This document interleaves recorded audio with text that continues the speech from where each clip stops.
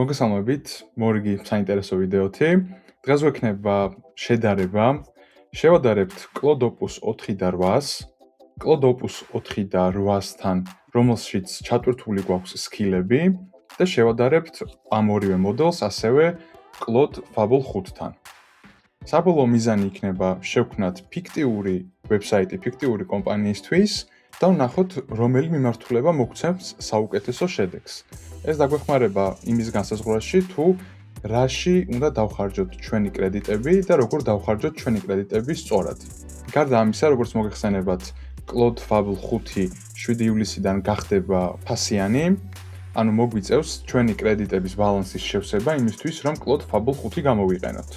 შესაბამისად, დღეს შევადარებთ ამ სამივე მიმართულებას და გვეცოდინება ღირს თუ არა Claude Fable 5-ში დამატებითი თანხის გადახდა თუ გსურს მარტივი ვებსაიტის შექმნა.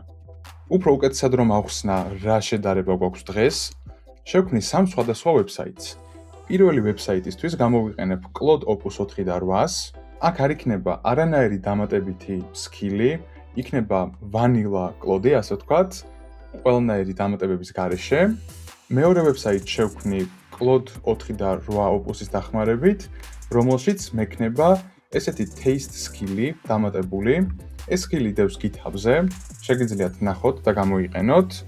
Taste სკილი გვპირდება, რომ ვებსაიტის შექმნის დროს მივიღებთ ბევრად უფრო უკეთეს დიზაინს. ეს არის anti-slop front-end framework-ი AI აგენტებისთვის.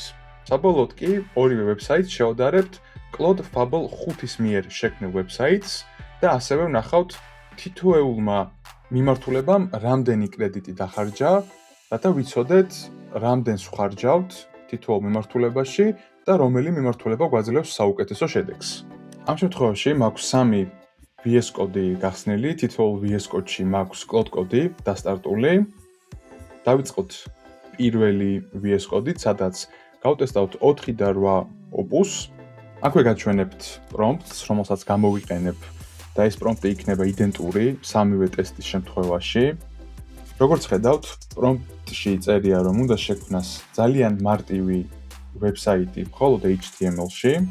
ანუ საბოლოო შედეგი უნდა გქონდეს ერთი HTML ფაილი, ნახოთ ამ ინსტრუქციასაც, რომელი უკეთესად მიყვება.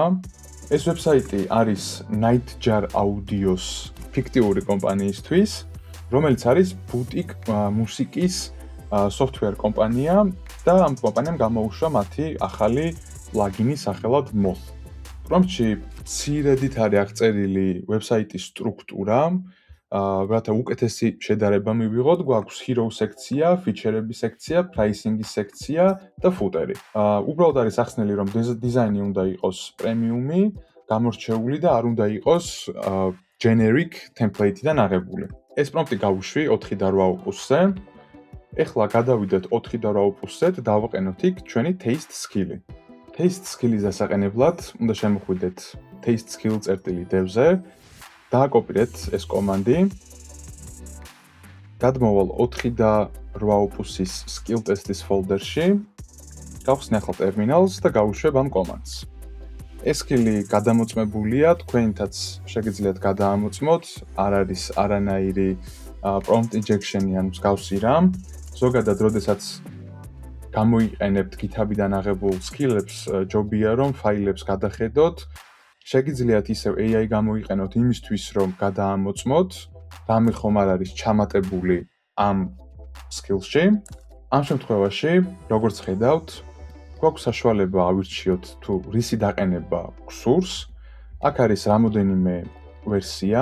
შეგვიძლია შევქმნათ brand kit-ი ამ სკილის დახმარებით, front-end design-ი, ასევე შეგვიძლია დავამატოთ ChatGPT-ის API key და შევქმნათ სურათები ჩვენი ვებსაიტისთვის.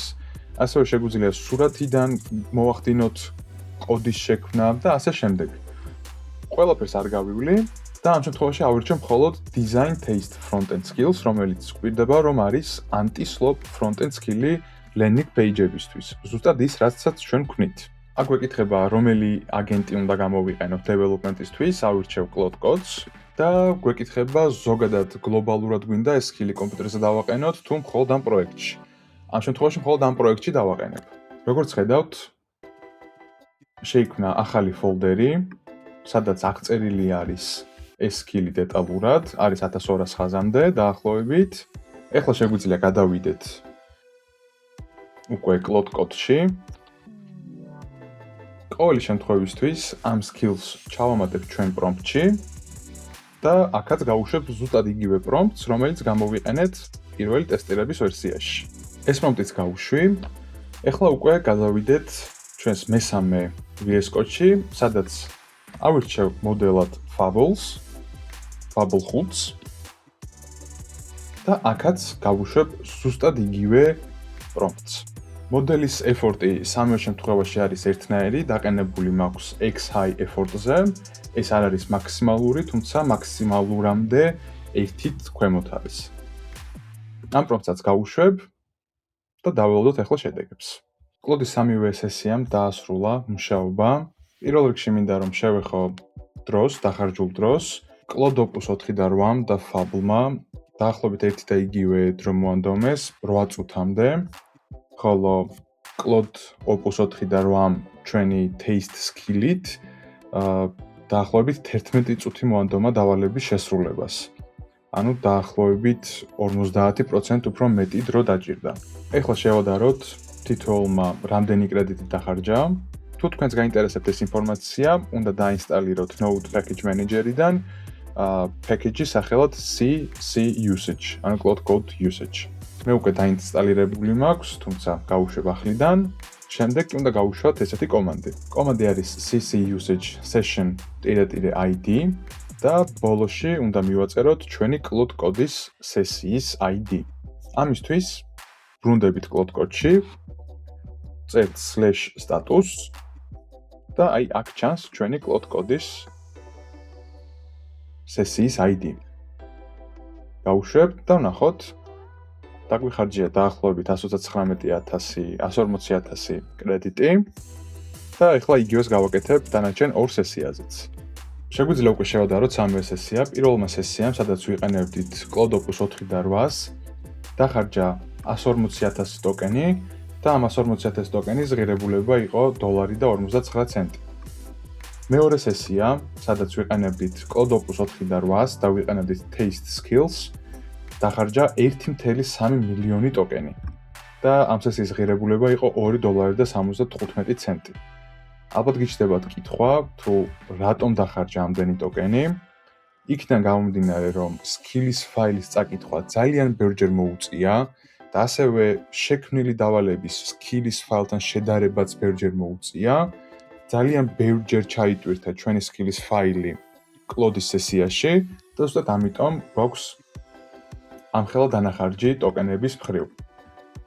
და ბოლოს გვაქვს Fable 5, რომელმაც დახარჯა 140,000 ტოკენი და ფასი აქ არასწორად წერია, რეალურად უნდა ეწეროს $3.04.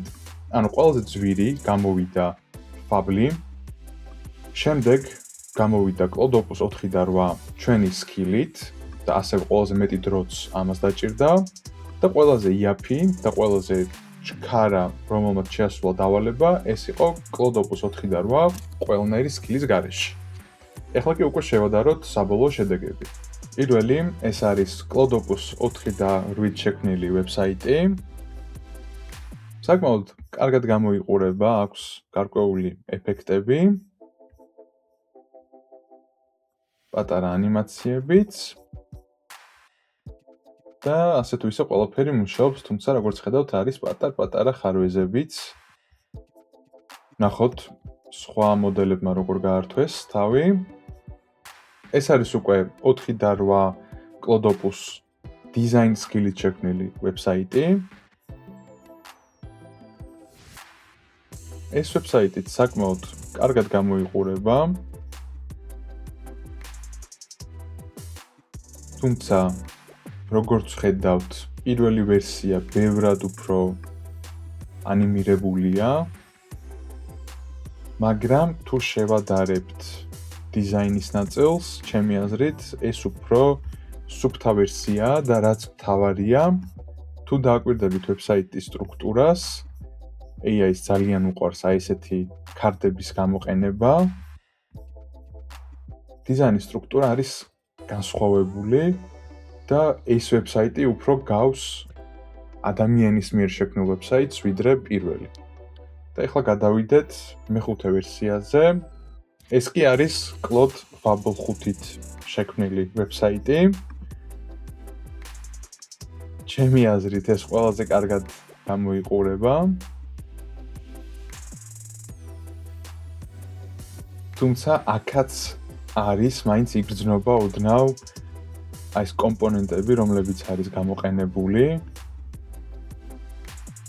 იგრძნობა, რომ ხელოვნური ინტელექტის შექმნილი ვებსაიტია. ფონტებიდანაც. თუმცა რომელს ავირჩევდი მე? საბოლოო ჯამში თქვენ რომელი უფრო მოგწონთ, ეს თქვენ უნდა გადაწყვიტოთ. მე მაინც ალბათ Claude Fable-ის მიერ შექმნილ ვერსიას ავირჩევდი. ჩემი აზრით ეს არის იდეალური შუალედი პირველ და მეორე ვერსიებს შორის, თუმცა აქ არ უნდა დაგვავიწყდეს ასევე ღირებულებაც. Fable-ის მიერ შექმნილი და 4.8+ სკილების მიერ შექმნილი ვებსაიტი თითქმის ორჯერ უფრო აღემატება ჩვენი ვანილა 4.8-ზე შექმნილი ვებსაიტის ღირებულებას. ამ შემთხვევაში ერთი პატარა HTML ფაილი შევქმნით, მაგრამ თუ მუშაობთ კომპლექსურ ვებსაიტზე, საკმაოდ დიდი სხვაობა იქნება ღირებულებაში. ანუ ეს ვებსაიტი თუ დაგვიჯდებოდა სიტყვაზე $100, ეს ორი ვებსაიტი დაჯდებოდა დაახლოებით $200. Fable-ის შემთხვევაში ალბათ დაახლოებით $220. შესაბამისად, არჩევანი თქვენზეა, შედეგებს ხედავთ. ჩემი აზრით, სამი ვებსაიტი საკმაოდ კარგად გამოიყურება, თუმცა მე პირადად ვერ ვაკეთებ არჩევანს Taste Skill-ის გამოყენებით შექმნილ ვებსაიტსა და Fable-ით შექმნილ ვებსაიტს შორის. Fable-ზე ერთადერთი რაც შემიძლია ვთქვა არის, რომ აშკარად უკეთესი ვიზუალები აქვს გამოყენებული და ანიმაციებიც ბევრად უფრო დახვეწილია, თუმცა თვითონ სტრუქტურა, ფონტი და აი ეს კომპონენტები Taste Skill-ით უფრო კარგია ჩემი აზრით. ალბათ საუკეთესო შედეგს მოგცემს Fable სკილებთან ერთად, თუმცა აქვე ისიც არ დაგავიწყდეთ, რომ ეს არ არის Fable-ის სრული შესაძლებლობები. ეს იყო ძალიან მარტივი პრომპტიდან შექმნილი ვებსაიტები. ვფიქრობ, რომ უფრო დეტალურად რომ ვიმუშაოთ ვებსაიტის შექმნაზე, Fable მოგცემს საუკეთესო შედეგს. თუმცა ღირებულებიდან გამომდინარე, თქვენი გადასაწყვეტია საბოლოო ჯამში, რომელ მოდელს აირჩევთ რომელი დავალებისთვის. დღევანდელი ვიდეოსთვის სულ ეს იყო. იმედია დაგეხმარებათ ეს ინფორმაცია Claude-ის მოდელების არჩევის დროს და Claude-ის მოდელების გამოყენების დროს. არ დაგავიწყდეთ ჩანელის გამოწერა, ვიდეოს დალაიქება. შეკითხვები თუ გაქვთ, დაწერეთ კომენტარებში და შევეცდები ყველა შეკითხვას ვუპასუხო. მადლობა ყურადღებისთვის და წარმატებები.